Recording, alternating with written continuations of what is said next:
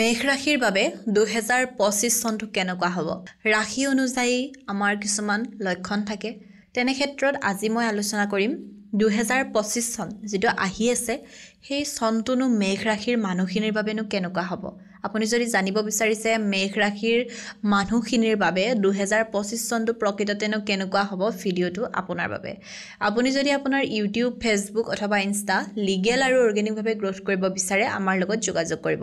আপুনি আমাৰ পৰা legal views, legal subscriber, legal followers এই সকলোবোৰ লিগেল আৰু অৰ্গেনিকভাৱে ল'ব পাৰিব। আমাৰ হোৱাটছএপ নাম্বাৰ 9864808721। আপুনি আমাৰ হোৱাটছএপত মেছেজ কৰিব, আপোনাৰ ক্ৰাইটেৰিয়াখিনি জনাই দিব আৰু আপোনাক আমাৰ তৰফৰ পৰা ফোন কৰা হ'ব। এতিয়া আমি জানিম 2025 চনটোনো মেঘ ৰাশিৰ ব্যক্তিসকলৰ কেনেকুৱা হ'ব।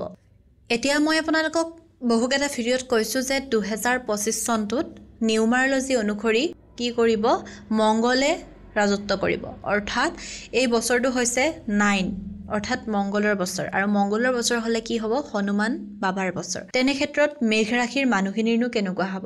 প্ৰথম কথা, তেওঁলোকে নিজৰ স্বাস্থ্যৰ ওপৰত যতন ল'ব লাগিব। অৰ্থাৎ তেওঁলোকৰ অকণমান স্বাস্থ্যৰ ক্ষেত্ৰত সমস্যাই দেখা দিব। গতিকে আপোনালোকে যদি মেঘ ৰাশিৰ মানুহ হয়, আপোনালোকে স্বাস্থ্যৰ যথেষ্ট যত্ন ল'ব লাগিব। এতিয়া আমাৰ মানুহবোৰৰ কি হয়, বেমাৰ অকণমান যদি হৈছে কমত নেদেখুৱাই ডক্তৰক, বেছি ডাঙৰ হোৱালে ৰখি থাকে, বা আপুনি যদি ডক্তৰৰ ওচৰলৈ যাব বিচৰা নাই, বা আপোনাৰ বেমাৰটো ইমান ডাঙৰ হোৱা নাই, আপুনি বেমাৰটো কৰিবলৈ বিচৰা নাই, তেনে ক্ষেত্ৰতো কিছুমান ৰেমেডি আছে, এই ৰেমেডিটো কৰিব, তেতিয়া আপোনাৰ বেমাৰটো নহয়েই। গতিকে মেঘ ৰাশিৰ মানুহখিনিৰ কি হ'ব? 2025ত অকণমান স্বাস্থ্যৰ বিসংগতি হ'ব, অকণমান তেওঁলোকৰ স্বাস্থ্যৰ সমস্যাই দেখা দিব। গতিকে তেওঁলোকে নিজৰ স্বাস্থ্যৰ যত্ন ল'ব।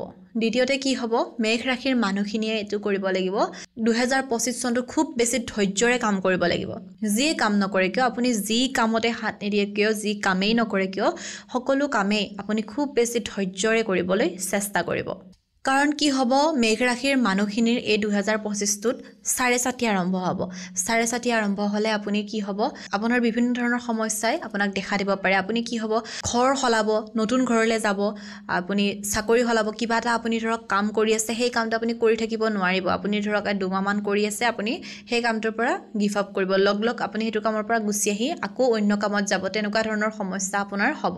তাৰ পৰা কি হ'ব? আপুনি কিবা এটা ভাবি আছে, সেইমতে আপোনাৰ কামটো নহ'ব। অৰ্থাৎ আপুনি যিবোৰ ভাবি থাকে সেই ভবাৰ মতে কামবোৰ আপোনাৰ হৈ নুঠিব। গতিকে মেঘ ৰাশিৰ মানুহখিনিৰ অকণমান 2025টোত সমস্যা যিহেতু আছে, গতিকে আপোনালোকে কি কৰিব পাৰে? হনুমান চালিচা পঢ়িব।